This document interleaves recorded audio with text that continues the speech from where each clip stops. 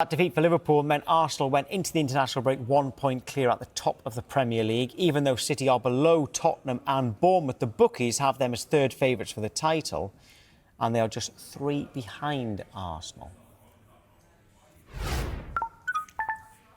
Good morning to Charlie Austin. Right, that could all change in the coming weeks, we know that. Each club has 4 Premier League fixtures before the next set of international fixtures. Let's show them, actually, for Arsenal, Liverpool and Manchester City. Do you think that Arsenal will pull clear over these next few weeks? I do, because I think Arsenal will win their next 4 games up until the next international break. Fulham at home. Yes. Fulham away. Fulham away, so it's a tough test, but you'd expect them to win. Palace at home, they're solid at the Emirates, and if it was going at Palace, you could argue that the good run Palace have been on. Burnley away, you expect them to win, and Sunderland away, you expect them to win. So for me, I think it'd be 4 wins out of 4. Right, so you've got Arsenal with maximum points, so that means that they would 100% be top of the league. Of course. But then, if they're going to pull clear, where are Liverpool and Man City going to drop points? Remember that they don't have to play each other. Of course, and this is where I see it as I think Arsenal will win 4 out of 4, but I also think Liverpool and Man City will win their first 3 games. And then when they play against each other, I think it will be a draw. Which actually, although it would mean that Arsenal go a couple more points clear of both clubs, so they'd be 3 points clear of Liverpool rather than just the 1 at the moment. Liverpool and Man City, given that they've got to play each other, and given looking at those fixtures on paper, I think all 3 clubs, would you say that they'd all be fairly happy? Or would Man City be unhappy because they are at home to Liverpool? You'd have to say Man City would be unhappy because they're at home to Liverpool, but I think you'd, on the flip side of that, Liverpool be looking at it, be going, well, we expect to win all 4 of them games. Man City will be expecting to win all 4 of them games. And we're only having this discussion because Man City and Liverpool are playing against each other. But I do think, come the next international break, Arsenal will extend their lead. Yes, there won't be a big gap or anything like that, but they will extend their lead and be title favourites, really. Well, let's talk about the Opta Supercomputer, all right? It crunches all the numbers, it runs thousands of permutations, etc., and simulations to determine the most likely outcomes. And they have got Arsenal at favourite at 44%, Liverpool 31%, and Manchester City at 14%. So they've got Arsenal as favourites. Who do you think are the biggest threat to Arsenal this season, Liverpool or Manchester City? I understand why they have Arsenal as favourites. I just think the percentages probably could come down a bit more because you can never rule out Manchester City. Liverpool will arguably be second favourites and will run them close, but it'll be tight. You can never rule out a Pep Guardiola team, a Man City team with that quality and with a goal scorer in their team that's showing the form that he did when he first came in the Premier League, Erling Haaland.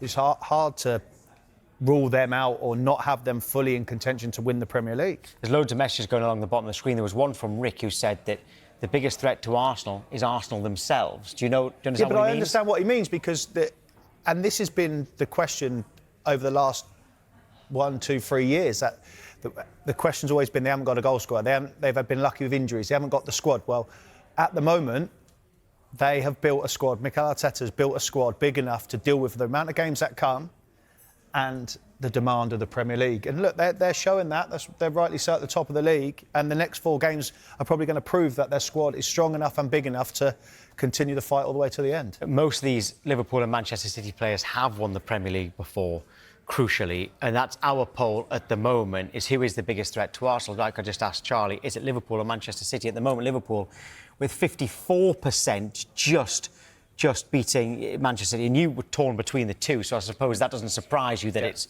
not that far off 50-50. Because there's never going to be a big margin between them two, because Arsenal, you say number 1, but then it's them two, and it is close between them two.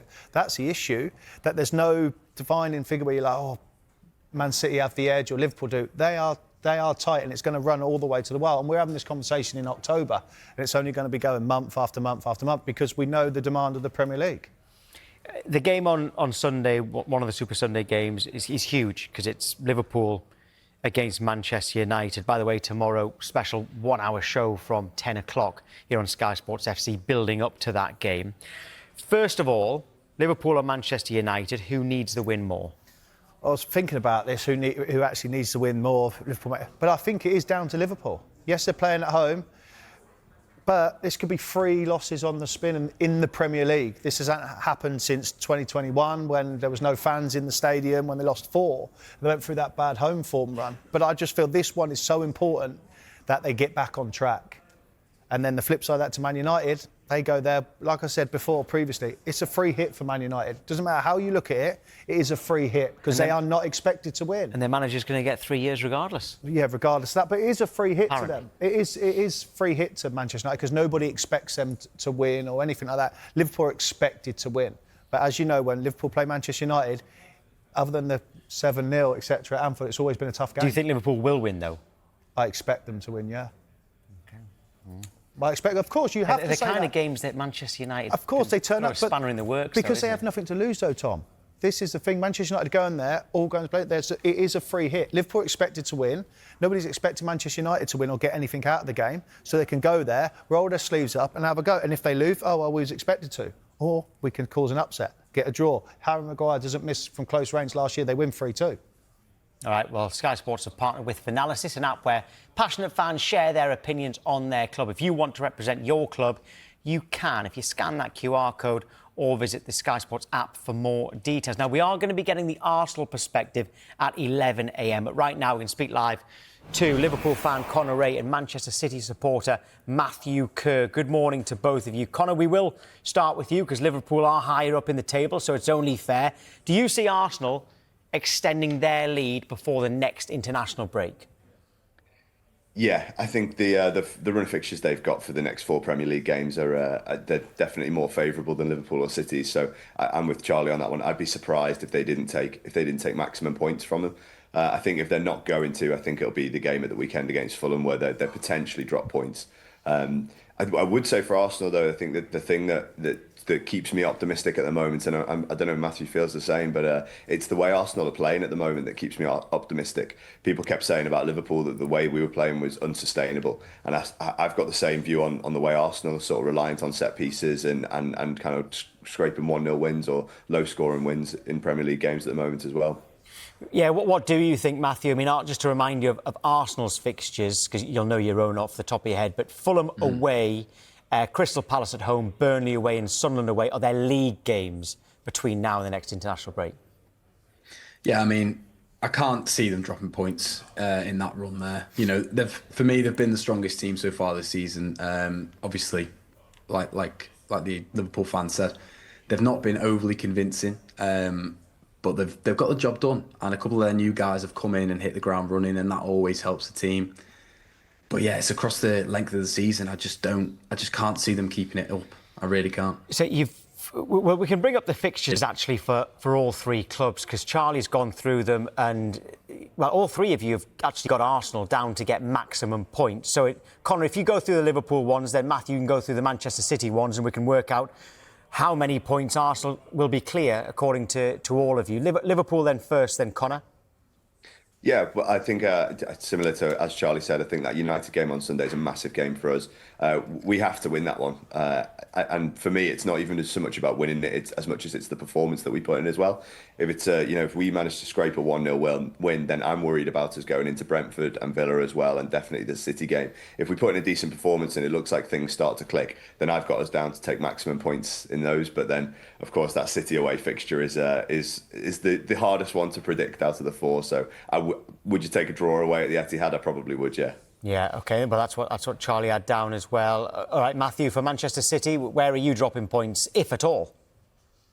Yeah, I mean, I think Everton isn't a tough game. Well, isn't an easy game. Sorry, I mean, but the fact that Jack Grealish won't be playing is a huge boost. Obviously he's been their main man so far this season, so I fancy us there. Villa away, it's no matter what Villa you face, I feel like that's always a bit of a difficult ground for City to go to. But the way things are at the moment, Villa struggling a little bit, City finding form. I fancy us. Bournemouth, obviously we've talked in length about them in the past. Semenyo's on fire at the moment. Not going to be easy as well, but obviously Liverpool's the big test. Yeah, I'd probably take a draw as well, in fairness. But you never know in these games if come by then, if Liverpool dropped a few points and it's carried on the way it was just before the international break, I fancy us. But Matthew, who's going to be fit by then? And on the standout of that, and out of all the fixtures, you're playing 3 home games. You've got 3 Yeah. home games, and then obviously you go to Villa Park, and it depends obviously the form Liverpool are in coming into that game. But I think it's from the City side of it, they'll be looking at we're going for 4 wins. We're going to win our home games. That's what we've done for years on years, and built winning teams. And then we'll go to Villa Park. Yes, as you say, it doesn't matter what team you play against Villa, but you're expected to win, aren't you? That's a scenario. It's just for me now, I think when it comes to after these 4 games, Arsenal will have gone a little bit further ahead because of the way the fixtures fall. But as we both sit there, Liverpool fan, Man City fan, even Arsenal fans, will speak to them later, all 4 of you be thinking, do you know what, we're going to take us maximum points, and then it's only because Liverpool City are playing at the end where it's like, oh, this could be a draw. But ultimately, City are expected to win because they're at home. Yeah, no, definitely. I mean, if it was at Anfield, I'm sure it'd be the same for Liverpool, you know? And we've got to, if we want to be serious about winning the title this year, you've got to win these big games. But for me, Liverpool have always been a real tough game. As we know over the years, there's been some amazing clashes. But even when City have been at their best and Liverpool haven't been quite up to their standards, they've still given us a really difficult time. So I know anything can happen in them games. But that's the only reason why I say we might drop points there. Matthew, on that as well, and the way he's performing and started nine Premier League goals, is you have the best centre forward in the Premier League.